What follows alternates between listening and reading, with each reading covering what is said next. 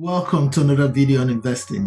In this particular video, I'll be talking about the stock market versus the cryptocurrency market.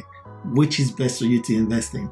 The reason why I'm making this video is because I was asked the same question: which is best for you to invest in?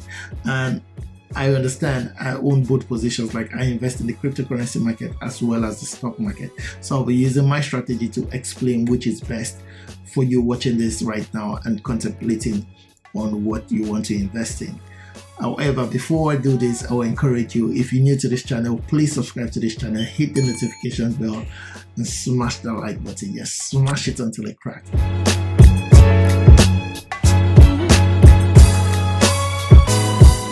Investing in the stock market or investing in cryptocurrency will depend on your risk tolerance and your plan, what you want to get out of the market.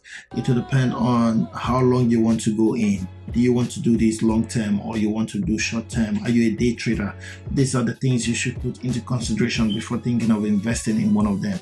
Like, when we talk investing, we're talking long term. So that's the position I'll be holding right now. Now, based on the fact that I invest long term myself, I put 90% of my investment in the stock market and 10% in cryptocurrency.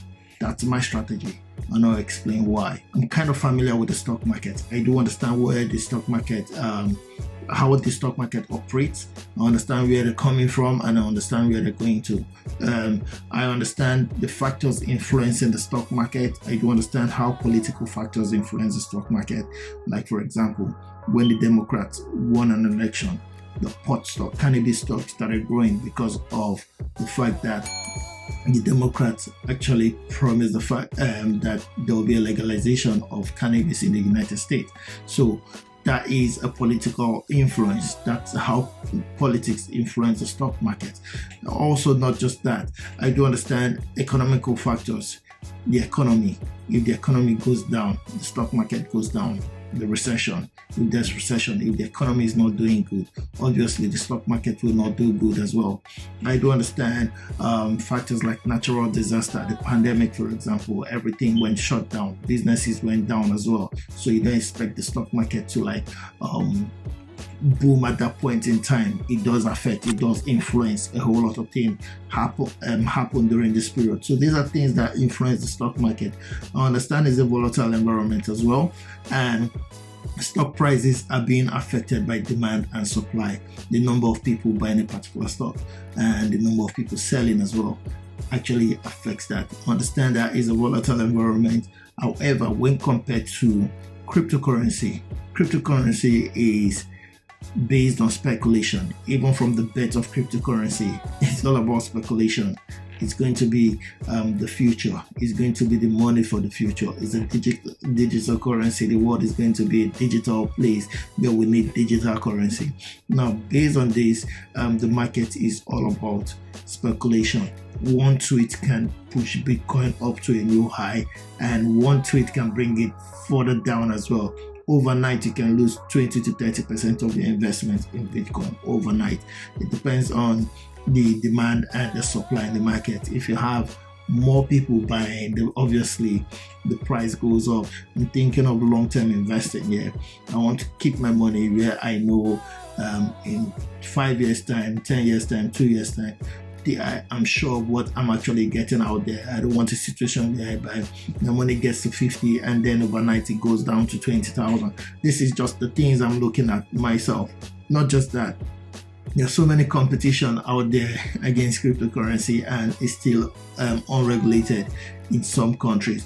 In some countries, it is not like it's an unregulated asset, and in some countries, it is not a legal asset. Government want to have control, and if a government steps up today and say you cannot use the banking system because Bitcoin is not a legal tender, is not something that they want in their country, that is the beginning of the end of Bitcoin in that particular country.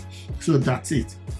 That's the reason why Bitcoin is not there yet. Until it's accepted globally, that's when it's going to be like a very good investment where you can put your 100%. I know some people will disagree with me, and some people are actually investing their 100% in Bitcoin because they're making money from it right now and they believe solely into it. But if you look at organizations investing in Bitcoin right now, Most of these organizations are not investing more than 1% of their assets.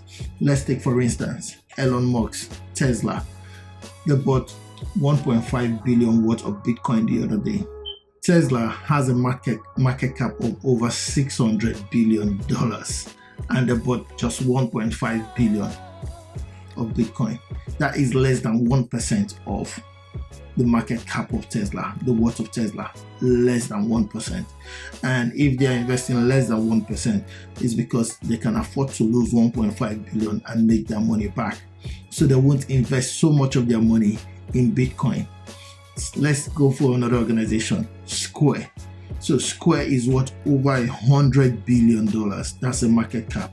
And the other day they invested just 170 million to add to their portfolio. So if they are investing 170 million and their market cap is over 100 billion, that is way less than 1% of their investment. So if you're looking at these figures and saying Bitcoin is the future because organizations are investing heavily in it, no, they are not investing. They're not investing heavily.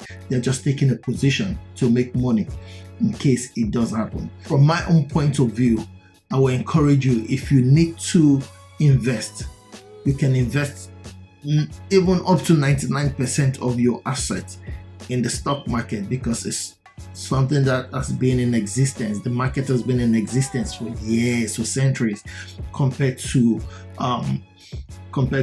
investing in cryptocurrency based on speculation. Take example from these organizations they're investing in.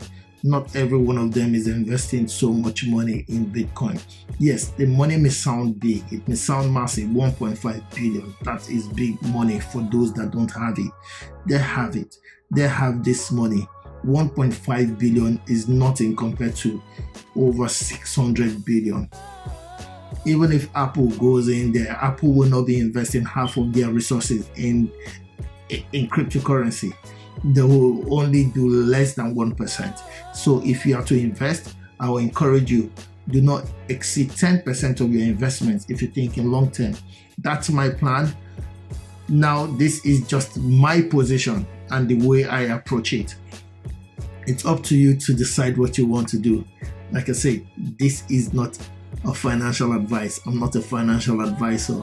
I'm just making a video to change your perspective, to give you my strategy, to entertain you. That's why I'm doing this video. So I encourage you, please subscribe to my channel, hit the notification bell and smash the like button. Leave a comment below. Tell me which one you prefer, the stock market or cryptocurrency. And if you can leave a reason there, leave your reasons, we'll read and respond. Have yourself a wonderful day. Bye now.